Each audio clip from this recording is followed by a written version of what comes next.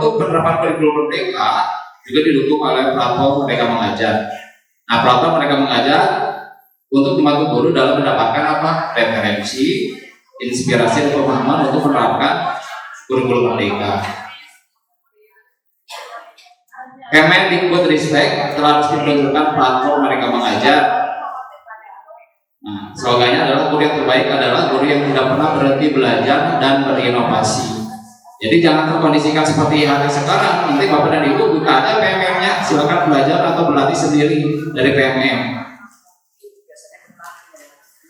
Nah, dukungan pemerintah pertama adalah ada seri webinar, lalu pusat pelayanan bantuan, platform Merdeka Mengajar, ada komunitas belajar, ada narasumber berbagi praktik baik dan kerjasama dengan mitra pembangunan. Nah, hari ini yang kita akan bahas terkait dengan platform Merdeka Mengajar dan komunitas belajar yang ada di PMM. Nah, pengguna dan akses platform Merdeka Mengajar itu ada yang login dan ada non login. Kalau misalkan nggak perlu login, Bapak dan Ibu hanya dapat mengakses info terkini, pengaturan di dalamnya, ada pusat bantuan dan video inspirasi, tidak diperlukan login itu. Tapi yang harus login itu pelatihan mandiri, ada bukti karya saya, asesmen murid, perangkat ajar dan membuat kelas, dibutuhkan login dengan belajar ID atau akun madrasah atau kemenak.go.id. Nah, Bapak dan Ibu, tampilan untuk pelatihan mandiri di handphone itu kan ada Merdeka Belajar, ini yang di merah ya Bapak dan Ibu. Ada kurikulum merdeka, ada perencanaan pembelajaran, asesmen. Nah, ini minimal Bapak dan Ibu secara terurut mengerjakan 4 aksi nyata ini. Jadi Merdeka Belajar, kurikulum merdeka, perencanaan dan asesmen. Bagaimana bentuk aksi nyata yang bisa divalidasi oleh validator Kemendikbud? Nanti saya berikan contoh.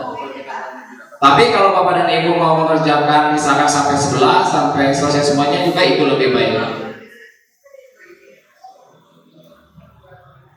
Lalu menyatakan dokumentasi kegiatan pembelajaran. Misalkan hari ini kita akan melaksanakan aksi nyata yang pertama, yaitu Merdeka Belajar. Merdeka Belajar. Nanti Bapak dan Ibu harus menyatakan foto ketika Bapak Ibu menyebarkan pemahaman Merdeka Belajar. Minimal di komunitasnya MGMP. Kalau tidak, alhamdulillah ada dari rekan-rekan semua menyampaikan tentang baik itu poin-poinnya, ada yang menyatakan bagus, ada yang menyatakan itu kurang sempurna, sebagainya bla bla bla. Nah, setelah itu saya kirimkan, ternyata di situ ada jawaban lagi dari apakah itu jawabannya dari sana atau memang saya akan kekurangan upload seperti yang Pak saya ceritakan. Gitu. Karena di situ menunggu validasi juga. Jika saya ulangi lagi, saya share kembali, saya upload ulang hasilnya, tapi jawabannya adalah masih proses validasi. Gitu. Jadi mohon penjelasannya lagi.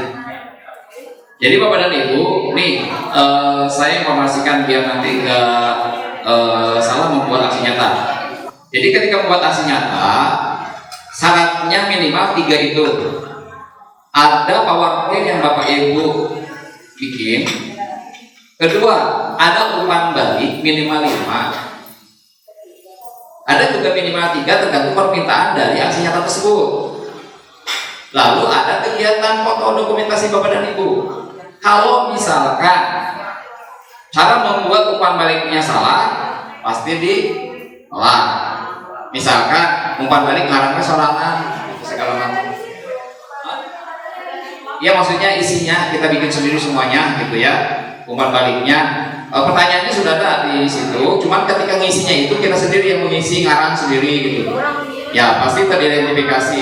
Harus temennya yang punya akun belajar tulis di situ, kan harus ada nama identitasnya. Lalu fotonya, ketika misalkan dikirim karena kita kurang lengkap untuk melaksanakan aksi nyata, dikirimlah, diupload ke PMM. Tiba-tiba disuruh dikembalikan, disuruh perbaiki. Biasanya ada perintah perbaikannya di situ apa, Pak Ibu?